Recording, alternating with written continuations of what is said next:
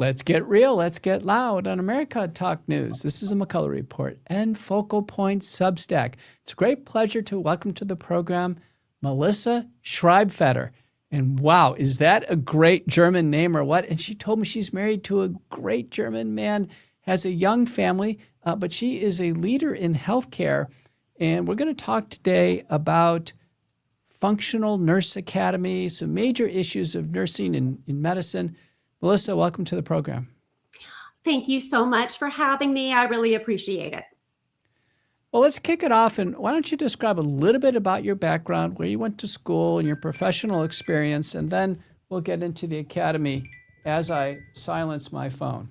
Okay? Yes. My husband was just in here reminding me to silence my phone. So I have been a nurse for, I'm having to think, 13 years now. And I actually went to school in Texas at the University of Texas Health Science Center in San Antonio and started my career as a, conventional nurse. Mm-hmm. And I will say I was indoctrinated into the system. However, there were always things that just did not sit right, things that just didn't make sense to me. And what really woke me up and turned me to wanting to practice more holistically, which is how nursing should be, mm-hmm. was, long story short, I got sick with my own health crisis, autoimmune condition, chronic fatigue, which I was essentially healed through functional medicine because, again, the conventional system is not recognizing treatment for things like chronic Lyme disease or looking into triggers of autoimmune conditions. But through that experience, that is how I got started in functional medicine as a nurse. I started my own functional nurse business and got a few women well. They went into their local mom Facebook groups and blew up my business. And then I ended up being able to operate completely outside of the system, actually helping people. And then when what I like to call the COVID shenanigans, when that happened, I was hearing from more and more nurses that were being fired for not getting their COVID vaccines, or they were quitting because they didn't agree with what was happening in the hospitals. And that is basically how the Functional Nurse Academy was born. Putting together like my experience, my clinical skill set, my training into a program to actually provide that root cause approach care that nurses can practice within scope outside of the conventional medical model. And it's really been, it's been such a blessing because through it, I've been able to train hundreds of nurses across the country. And then the program also is absolutely vaccine risk aware, which is a problem that I saw in a lot of holistic training programs. And since it's considered controversial, a lot of programs don't want to discuss it, but this is a very vulnerable population, and healthcare providers and practitioners should be aware of it. Mm-hmm. For sure. Now, how many nurses are there in the workforce in the United States? So there are approximately about 5 million nurses. Okay. The number I had in my mind was about 7 million. Now, of those, how many of those nurses work less than full-time? Oh, goodness. I do not have the stats on that. I wish I did. But, I do think that with nursing, you're going to see more nurses that are part-time and PRN because we are one of those professions that allow for that type of work environment. So if I had to guess, maybe 30, maybe 20 to 30%. Yeah, well, a couple of interesting observations. In nursing, it's one of the areas where there's a tremendous gender discrepancy. You're probably aware of this, where in nursing it's about 90% women and 10% men. Whereas with physicians, MDs and DOs, it's exactly 50-50. And so we have this gender discrepancy. And the fact, like we're so many women, they become mothers and end up having, responsibilities with child rearing. So with that kind of gender disparity, many nurses are part-time. In fact, I think, a substantial fraction are. And another little interesting observation is that healthcare, particularly hospitals and clinics, they're the leading employer of women raising children in the United States proportionally, and particularly young single mothers. And that would be, nursing, medical assistants, aides, other technologists. So every time people say, well, we need to cut healthcare costs and what have you, and I've always been in these discussions in Washington and say, well, healthcare costs, and we're talking about hospitals and what have you. I said, largely the costs in hospitals is people. It's the employee workforce, and we're largely talking about women.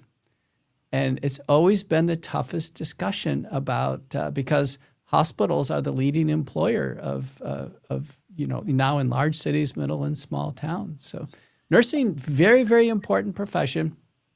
And together with doctors and others, we're about 17% of the GDP.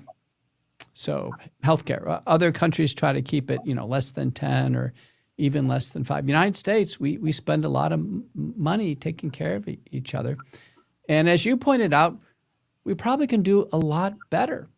So tell us a bit about and describe functional holistic nursing. Yes. So functional holistic nursing is basically taking a root cause approach to healthcare. And we see this time and time again in the healthcare model. Of course, I have so much respect for the ER and critical care. They really shine when it comes to emergencies, but the conventional model is underserving the population that is struggling with chronic illness.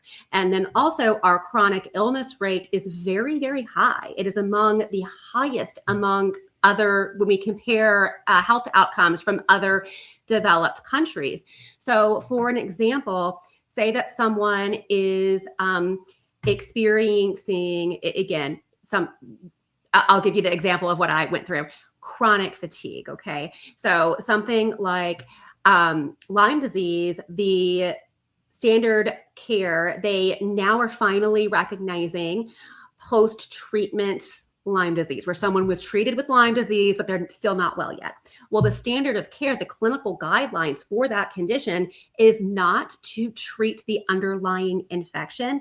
It is to medicate the symptoms with antidepressants such as SSRIs, and to manage pain if pain is an issue with long-term pain medication. And again, that when you just step aside and you use your logic and reasoning, that doesn't make very much sense.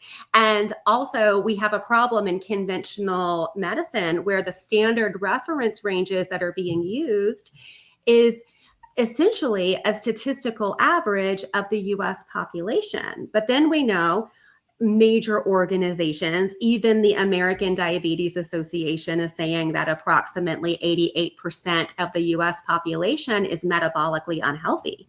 So why in the world are we using these standard reference ranges? So in functional medicine, we're really looking at, okay, what are your current symptoms? What could be some potential root causes? What are some potential triggers? And we also know in the conventional system that on average, there is a 17-year time lag from when we discover new concepts in the scientific literature to when that may even get established in clinical guidelines. And that may never happen if there are conflicts of interest with industry. So, and then of course with the labs, we're looking at more optimal ranges. We're looking at more up-to-date research. We're asking the questions why, and not just relying on pharmaceuticals and surgery and things like that. And then of course, we also are implementing dietary and lifestyle changes because we know the vast majority of chronic disease is due to lifestyle. And nurses, again, we are the best coaches. This is what we do. We're so well suited for this. And for the lab testing and things like that, a lot of nurses don't realize that you can absolutely offer functional medicine services. And even if you're not a nurse practitioner, there are ways to partner with laboratories where you can actually order lab testing under a medical doctor and then use that data as education and collaboration with the healthcare team. Well, Melissa, you almost don't need any orders anymore. So if you've been on LabCorp, Labs on Demand, I think virtually everything is there for self-order now. Same thing is true with any lab test .com and what have you. So I think doctors' orders for lab tests are going away, and the consumer can order them. They need some direction. I think that's clearly a role that functional nursing can provide. But I don't think you're tied to a doctor. I like your comments that we need help. If you try to get an appointment with a doctor, it is so hard. The waiting list is so long that other professionals outside of doctors are going to have to start solving problems. It's just too much. And so I've talked to the naturopathic and holistic communities and others and said, I think that community really needs to build up. The conventional medical doctors like myself, we can't build it. We're just overwhelmed all day long. And from my perspective, we're not pushing drugs on people. We're just patients are so deep into medical problems. We're doing the best we can. I'd love for a lot of this to be intercepted far earlier on by functional and holistic nursing. Oh, absolutely. And again, when we look at lab work and things like that, the way that the system is set up, in a way to fail because, again, so many of these providers that are working within the system, they're working under the confines of insurance, which I think we could probably do a whole show on that. Mm-hmm. But, providers are having to see so many patients in a day. They have very limited appointment times with them. So how can you completely serve these people well and the limited resources and time? And then also we know that when a patient is using their insurance, it's really the insurance companies that are dictating the care, and they're dictating what labs can be ordered and whatnot. And again, with the self-pay labs and the labs that a nurse can order, so the way that I do that, the way I teach about it is actually to bypass insurance. And to give your listeners an example, I used to review medical charts from the ER and whatnot. And I used to do case management. And I've seen where a patient goes to the ER for a simple test, complete metabolic panel, a CMP. Mm-hmm. And then their insurance is billed $500, and then it gets adjusted down to around $30 or $40. And then that patient is thinking, thank God I've got my insurance. Well, we can order that without insurance for a total of $5. So a lot of these labs are actually very affordable, and people are really branching out to use things like HSAs, FSAs, health shares, payment plans. But if we don't have those confines of insurance, we can actually start looking at things early, catch dysfunction early before it turns into a full-on disease process that then is going to require more medical workup, medications, and then possibly even surgeries. I'm so glad you mentioned it, Michelle. I decided to bring up LabCorp just as an example for us to comment on. So let me bring it up. Okay, can you see that? Yes, I can. Okay, so this is 10% off your first test. So let me get back to that frame here and see if I can navigate through it. But in typical format, I think I'm imprisoned here. See if I can get out of it. But take a look at these tests. Can you see this? Yes, I can. So I just went on here, and this is all cash, but I can give you an example. This is $169 for $169. Let's take a look at what this is. So this includes a comprehensive metabolic panel, CBC, UA, cholesterol lipid panel, and hemoglobin A1C for $69. And other systems, you may be able to get that bundle for much cheaper. So instead of going through the capture of, having to see a doctor, waiting, getting the labs ordered, this and that, and you can just add it to your cart. They give you 10% off, and you're off and running with respect to your tests. And this is so liberating. And the tests are really deep. I mean, they have things from annual wellness, hormones, sexual health. And here's an important one that I measure all the time: immunity and infectious diseases. And I click on this, and then I order the COVID antibody test, which gives us the antibodies to the spike protein, this one right here. So, and it's $69, 10% off. So the point is that ordering your own labs or having a functional nurse guide you on this is so liberating. Do you know that 70% of all diagnoses in medicine are arrived at by laboratory testing? So it seems to me a big part of functional nursing is to develop a lot of skill in clinical utilization of the lab. Yes, absolutely. And also when nurses are working in that hospital setting, we also are looking at the lab testing and then talking to the physician. So we're really bringing that model outside into the outpatient, basically outpatient care, where we are focusing more on health promotion, because there are a lot of conditions out there. Like, for an example, when someone gets a diagnosis of diabetes type 2, or even when they're in the pre-diabetic range, well, what is happening before that? Are we just watching the blood sugar and the hemoglobin A1C go up, and then we're not doing anything? And then we also know in functional medicine that we see associations with things like insulin resistance, with deficiencies in vitamin D, magnesium, chromium.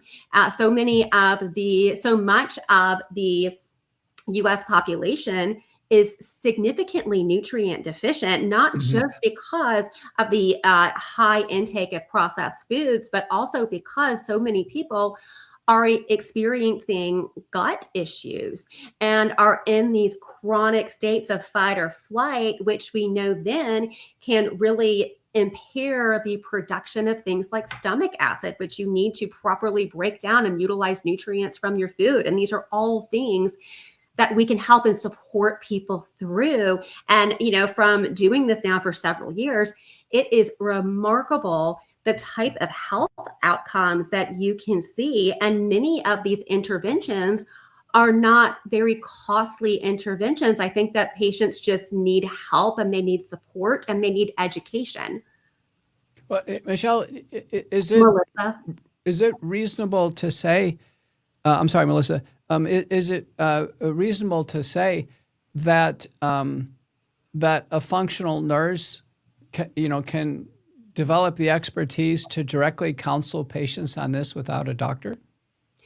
So yes, in some situations. Now, if a nurse if the nurse is not a nurse practitioner, they're not advanced practice, right, there are many, many ways that these interventions that we would be implementing through the modalities of functional medicine are actually independent nursing functions. So actually, one of the things I have when I am teaching my students, it's one of the activities, is that you review your state nursing scope of practice. And then whatever services that you are offering, make sure that that is in alignment of what you are illegally allowed to do. But again, the vast majority of what we are doing, honestly, is through the scope as educators, which is a universally accepted nursing scope of practice. Right. At the level of a BSN or associate's Yes. RN or?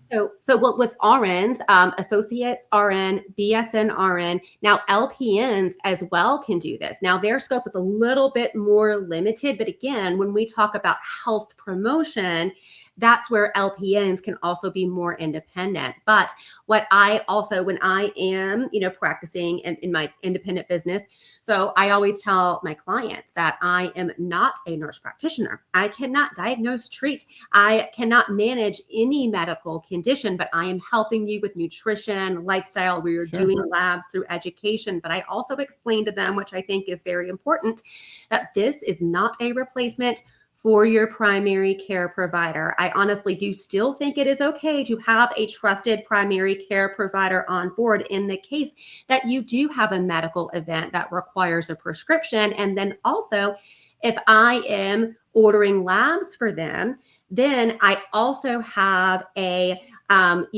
licensed professional that has prescriptive authority in the case that maybe there is a medical need. Like the number one reason why I am reaching out to their provider or writing a recommendation letter is because I may run a full thyroid panel, which it's very difficult to get a complete thyroid panel. And I'm seeing that somebody may have a need for a thyroid hormone. So that's just like a simple example right there why I may reach out to the provider. Well, for sure. About 15% of women ultimately go on some form of thyroid replacement, about 8% of men. I mean, that's a common one as an example. Now, does the Functional Nurse Academy, is that a formal training where there's a curriculum and some type of certification? Yes. Yeah. It's actually dual accredited. So it is a self-paced program. I made it for crazy busy nurses, so you can complete at your own pace. And it is accredited for 90 nursing CEUs.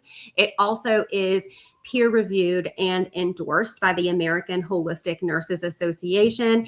And in addition to that, we are also board certified through multiple other organizations. So when our nurses complete the program, there is multiple eligibilities for board certification titles in functional medicine.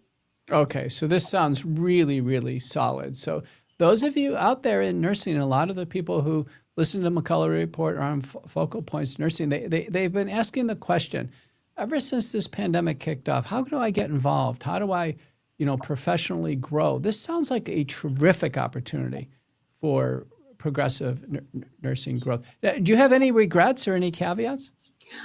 Oh my goodness. I definitely think it is a God thing. I before we turn the camera on, to your listeners, we were talking about how I have 2 babies in the other room, and I am so incredibly blessed that I am able to operate the Functional Nurse Academy because it allows me to stay at home with my babies. So opening up my business as a nurse, it has been the best thing that I have ever done professionally. But I'm really excited about it. And I remember when COVID happened. I did not stay quiet about what was going on with the protocols and the vaccines. And I remember so many people were in my ear and they were like, Melissa, you're going to lose your business. You're going to lose your license, because I was speaking about these things. And it really, the opposite happened because I was outspoken. The vast majority of nurses that are fed up with the sick care system and they want to practice holistically, those are the same nurses that were not okay with what happened with the vaccines and with COVID. So I think that is one of the reasons why I've just grown so quickly in this business. Well, there you go. And, people want to know who to trust. And, one of the criteria, it's a very simple one. Did you take a COVID vaccine? And the answer can be yes, and the answer can be no. But if the answer is no, many times the trust grows immediately. If the answer is yes, then it's always, well, what do you think about it now? And that happened with my wife. She sees one of the more senior OB-GYNs in Dallas, and she went to see him, and she was really apprehensive. And she asked him, she said, did you take the COVID vaccine? He goes, yeah, I did. He goes, but look at me, I'm old and I'm frail. He goes, I'd never recommend it for, a young woman like you. So, honest answer, right? So the trust is built. But we saw such great harm with the COVID vaccines, and it sounds like and there's only a fraction of nurses that can see it. Sadly, the majority of vaccines were given by pharmacists or medical assistants or nurses and others. They were physically giving the shots. So, I was at a symposium recently, and someone said, well, doctors are involved in sick care and hospitals are involved in sick care and doctors don't make people well. And I heard Robert F. Kennedy said, well, doctors should, go to medical school and learn nutrition. I thought to myself, we're giving complex medical treatment for very serious illnesses like heart failure and cancer and we're doing life-saving surgeries and highly technical work. The answer is no, we don't. We're not in the business of making people well. People present to us with deep into problems, and it's called problem-based practice. That's what we do. And it's just there's 1 million doctors. There's not 7 million, there's 1 million. And we're dealing with very serious problems. And no, we can't teach people nutrition. No, that's the work of others. And so, that's where we need our 5 to 7 million nurses in the workforce to really beef up their abilities to educate patients. Doctors have the longest training phase of all. For me, it was like 17 years. It's like, no, I just, this idea is called doctoring up. Well, the doctor has to do this. The doctor has to do that. The doctor.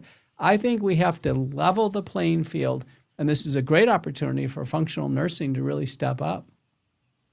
Yes, I agree. And I've heard that too, where there's criticism about nurses doing this because then there's people saying, well, it needs to be from a medical doctor. But I'm like, the medical doctors cannot do everything. And again, we have so many just severely medically compromised patients in this country. And all of these people that may have, they're starting to have symptoms.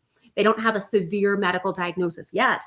Those are just the ideal types of patients for nurses to be able to work with one-on-one to work on turning their health around. And I really do believe that nurses being the largest healthcare profession in the country, that we actually have the numbers to make a true impact. Yeah, no, I agree. So let's get into some scenarios, just some common health scenarios, as we could encounter before the pandemic and certainly now. And let me ask you about your brief advice. So you mentioned metabolic disease. I would say well over 90% of metabolic disease, because people are too fat. It's really overweight and obesity. That the metabolic problems essentially would go away if they were at a normal weight, they wouldn't be where they are. So what's your brief advice for people in losing weight? Yes. So, well, first of all, eat real food. I like to tell people, okay, God designed our bodies. Eat the food that God biologically designed for us to eat. But I also do recognize we are exposed to so many things in our environment that is not natural for us to be exposed to. Okay. And some of those things are endocrine disrupting chemicals. And I have worked with a number of women, men too, but mainly women, who are doing all of the right things.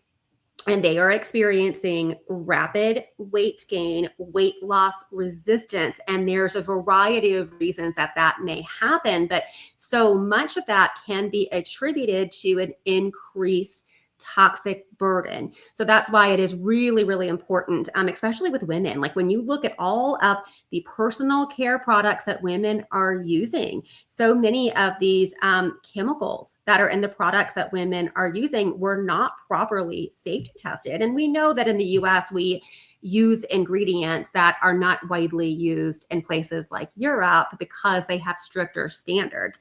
So again, like it is absolutely what we eat, exercise, water, the basics, but also reducing your toxic burden and the body is, we're healing when we sleep. We heal when we're in parasympathetic nervous system response mode. We are not meant to be running around all the time in chronic fight or flight. And also when we are sleeping, that is when the body is, detoxifying, metabolizing hormones, all of these wonderful functions that the body does. And when the body gets out of balance, the body speaks to us in symptoms. And then one of the symptoms may be that the body's holding on to more calories as fat.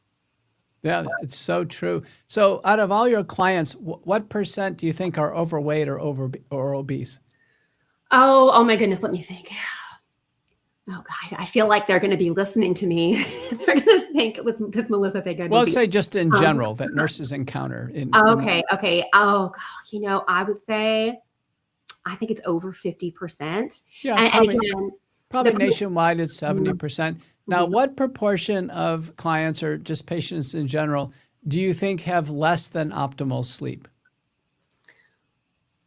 Oh my goodness, probably most of them. It's very rare that when I do that assessment that someone says that they are just sleeping well throughout the night, or they will say, you always have to ask people details, because they'll be like, oh yeah, my sleep is fine. Then I assess them and then it's like 6 hours of broken sleep and they're not waking up rested. But I do think a lot of people are in that chronic stress response all day and then they can't sleep. So then they're on their phones and their devices and all the blue light exposure, and then they're not getting restful sleep. So that's very common. Yeah. That's my interpretation too. Now, what I do is on losing weight, I tell people on diet, there's two parts to diet. There's making healthy choices, and then there's reducing the portions. So even if you made perfectly healthy choices, you would call it real food. If you don't cut down the portions, the weight's not going to go down.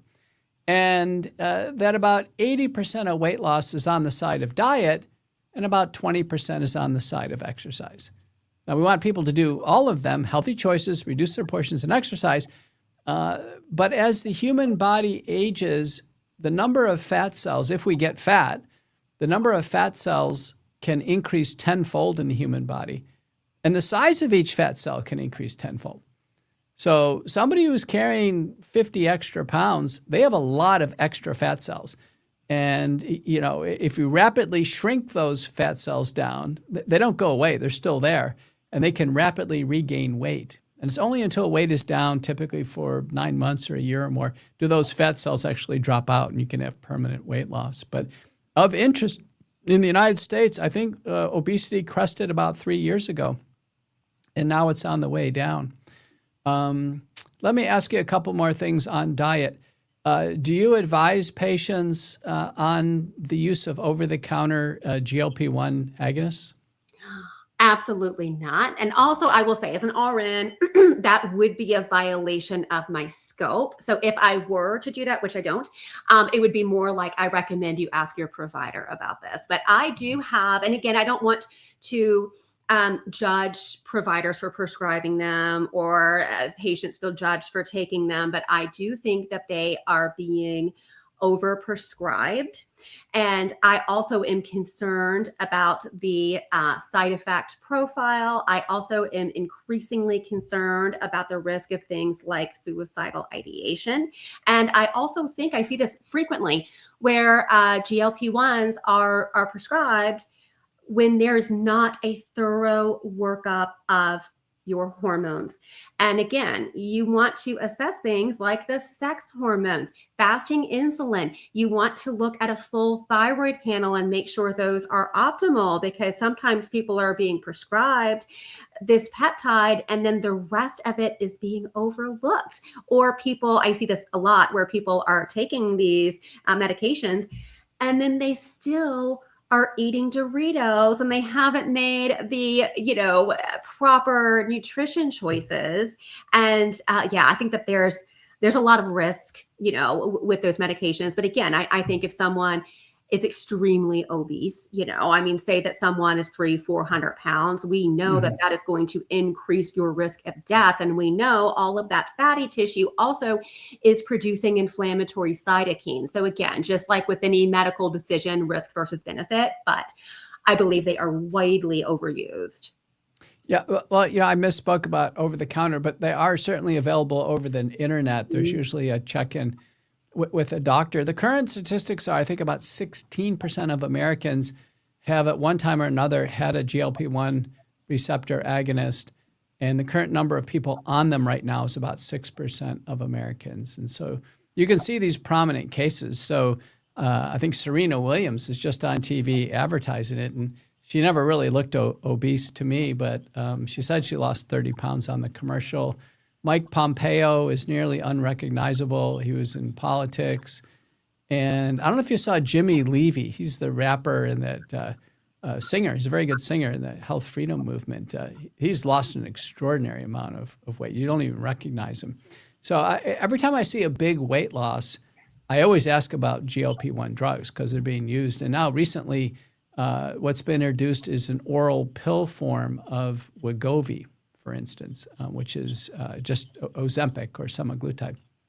And again, people lose a lot of weight on those medications.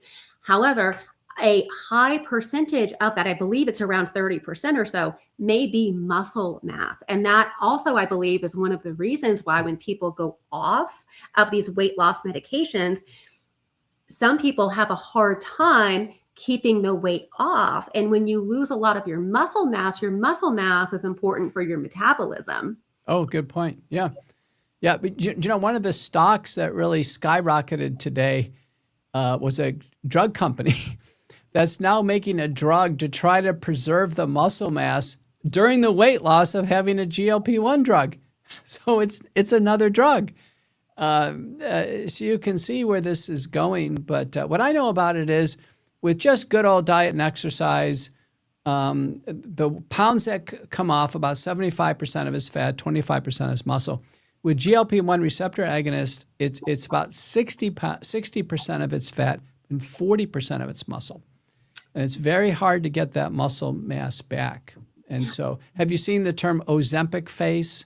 I was just going to say that. Yes. Oh my goodness. I cannot tell you how many friends and family members that I have that are taking it. And the people that I'm real close to, I'm like, I can tell that they're taking it because you can see it in the face. Yeah, you can see it. And I do prescribe them the FDA-approved version for weight loss is the same drug for semaglutide as Wegovy, and then for tirzepatide for Mounjaro is for diabetes, and then it's Zepbound for weight loss. I do prescribe them. Of those two, I do think the Zepbound is better.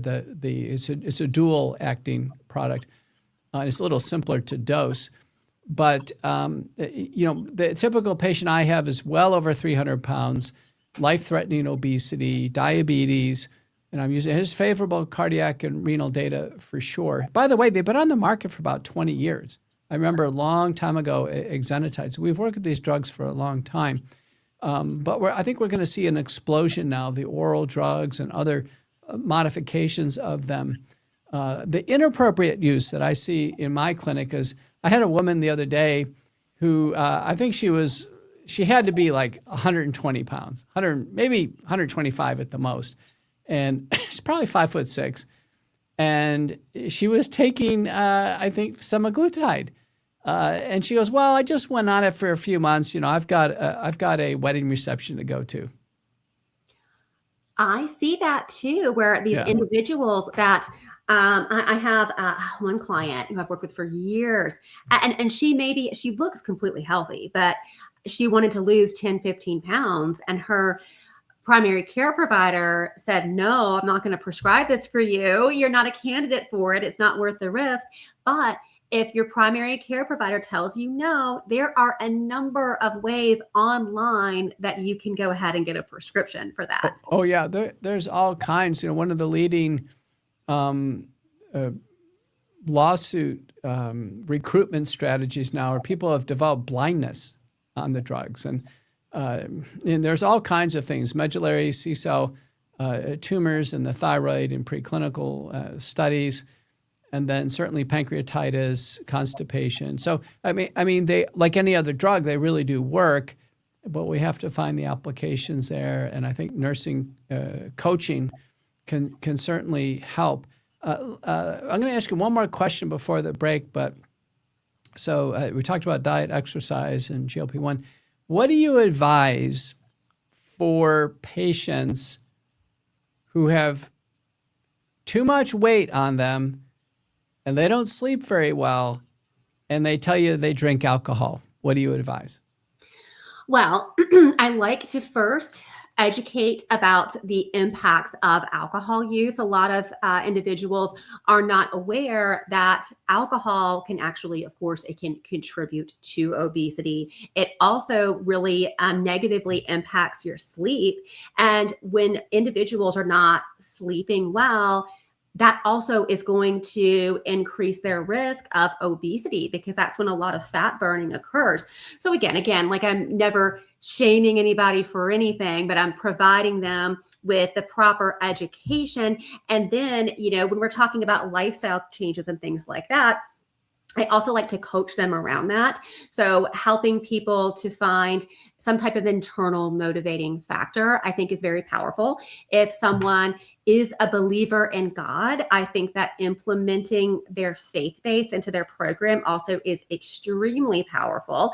And again, like, if someone is, morbidly obese, I do think it is important to assess for things like sleep apnea. And again, when we talk about the GLP-1s, I agree with you when you say that, like, you prescribe it appropriately when you are seeing morbid obesity, because again, the risk of that person having early mortality from the obesity, that's likely a much higher risk than taking the medication. Mm-hmm. Yeah, I can tell you, my short is on alcohol. I tell everybody, give it a try drinking no alcohol at all. 30-day challenge or a 90-day challenge, and see if you don't feel better, have more energy, weight come down, sleep get restored, and you can reduce a whole bunch of risks. The prior Surgeon General had it right. Alcohol is a risk factor for cancers, for oral, esophageal, and gastric cancers. Raises the risks for seizures and strokes. Is a strong risk factor for macular degeneration, a leading cause of senior blindness, and is an overwhelming risk factor for dementia and atrial fibrillation. So when we kind of weigh that out, the theoretical benefits of maybe raising blood HDL is not good. And so I have many of my patients just stop drinking alcohol. And it's I think, a huge advantage. And something else, Melissa, is that alcohol is kind of out for Gen Z. I don't know if you know this or not, but young people aren't drinking like they used to. Oh, I didn't know that. Yeah. And I'm seeing that with smoking too. I remember when I was, in high school, it was a cool thing to be smoking. I think that if you're smoking now in high school, you're going to get made fun of. But alcohol is down. My daughter's kind of just a little bit older than the Gen Z, but she's keeping tabs on it. And the value of all the companies making beer and wine and spirits is plummeting. People are not drinking alcohol like they used to. So okay. I had no idea. Yeah, well, we're going to take a break here, and then we're going to come on the backside. We want to hit a couple hot topics before the end. So we've been talking to Melissa Schreibdeifer, who is leading the Functional Nurse Academy. A lot of the nurses listening are going to want to sign up and do this, get this training. I think it's filling a huge void in medicine as we have all these tensions. You're listening to the McCullough Report. Let's get real. Let's get loud on America Out Loud Talk News. This is McCullough Report and Focal Points Substack. Pause right here. Let's get real. Let's get loud on America Out Loud Talk News. This is the McCullough Report and Focal Points Substack. We're talking to Melissa Schreibdeifer, who is a Schreibfeder, who is a leading functional nurse. And it sounds like, Melissa, you do this all from home.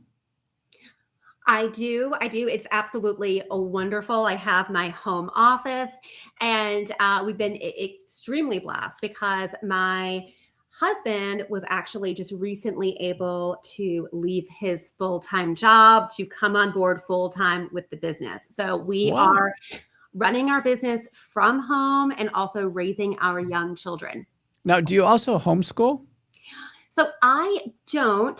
So my big boy, my biggest baby, he's 9 and he goes to a classical Christian school. But my Uh-huh. other two, they're very close in age. So we actually, since we're both going to be working from home, I actually do want to attempt homeschooling my little ones. Wow, that's so neat. You know, my observation on homeschooling, and I had a chance to attend the Texas Homeschool Association one time in Houston. It was a huge meeting. And I learned that nearly 10% of children in Texas are homeschooled. 10%, that's big. And my uniform observation on this, in fact, I discussed a patient today, a child like this, is homeschooled children are certainly bright and they do incredibly well academically, but uniquely they can talk to adults. You can always tell a homeschooled child because they can look you straight in the eye and they can talk to adults, and without saying the words like or This like or using the word like in every other word is now almost uniform in kids who go to public school. And it pervades through college, by the way, and then into the workplace. So homeschooling is unique, and I think it's that diction and that parental interaction that's key. Are your kids who are going to school away from home, are they saying like and No. Yeah. Good. So my child, he goes to a pretty small Christian school. And I was just having this conversation yesterday with some mom friends about and it's one of the reasons why and my oldest child, if I pulled him out of school and was like, I'm going to homeschool you, he would not be happy about it because he loves the school setting. But I want to homeschool my younger too, because I have seen this time and time again, that the homeschooled children, they are so much more comfortable in social interactions and from what I see with the public school kids. Mm-hmm. And then also the work ethic is much higher. Oh, So yeah. I actually had our mother's helper who was here today, who is a homeschool teenager, and the homeschool kids, they are doing their schooling and then they're also working during the week. So, I mean, work ethic is better. They seem more advanced. And, there are all of these myths around homeschool that these kids are socially awkward and that they're, delayed in Mm-mm. academics. Mm-mm. And that's just not true. It's not from No, what I've no, experienced. that's not been my observation. My kids went to public schools, K through 12, and then off to college. My son went to private university, as I did, Christian school, and then he went on to medical school, as I did. But my daughter went to a state university and then to a private law school, and she's off. However, my daughter still says like and a lot. Somehow my son didn't pick that up. So we'll go out to dinner. I'll say, Haley, I'll give you $100 if you can go the entire night without saying like or as a filler word in your diction. It's fine to have silence in between the words. The emptiness doesn't need to be filled in with what's called an audible pause.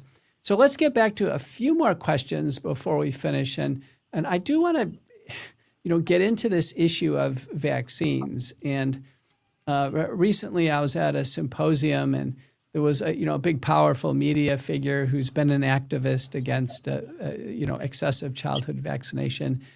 And his major theme is, well, the doctors are terrible. The doctors are doing this. Screw your doctors. It's a very anti-doctor message. And I told him, I said, listen, I'm a doctor. I said, I've never given a vaccine my entire life. I've never advised anybody to take a vaccine. And I can tell you the eye surgeons and orthopedic surgeons and orthopedists and the rest of us and the gastroenterologists, we don't. Vaccines are not part of our practice. I said it's part of pediatrics, but I think it's an off-target message. I said the one thing for sure, though, is that nurses and medical assistants and pharmacists physically give these vaccines, and they get informed consent. So if you want to have an activist message, you've got to involve the nurses. and this person completely rejected me. No, they're just following orders from the doctor. It's really just the doctor's, fault. So how do you land on this and this perception of excessive vaccination and kind of health freedom in nursing? Yes, it's one of my favorite topics to discuss. When I was a conventional nurse, I knew very little about the vaccine schedule. And I thought that the vaccines that we were giving today, which now I know, my children's generation, they are not on the CDC vaccine schedule, but if they were, it would be about 72 doses by the age of 18. Now, I was born in the 80s. I was recommended about 24 doses from from birth to the age of 18. So as a nurse, I had learned safe and effective.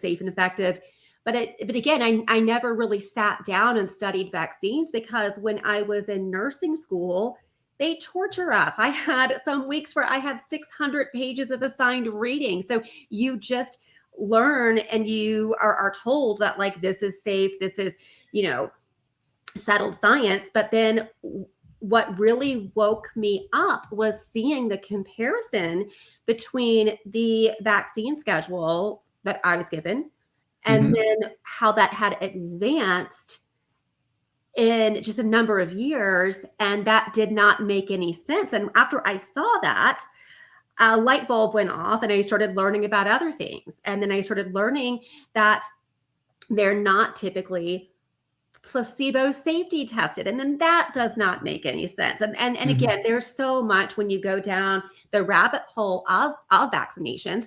And I will say, nurses, especially post-COVID, now in the system with nursing, it was not acceptable to have to even question that narrative. If you said anything, you were likely going to be ostracized.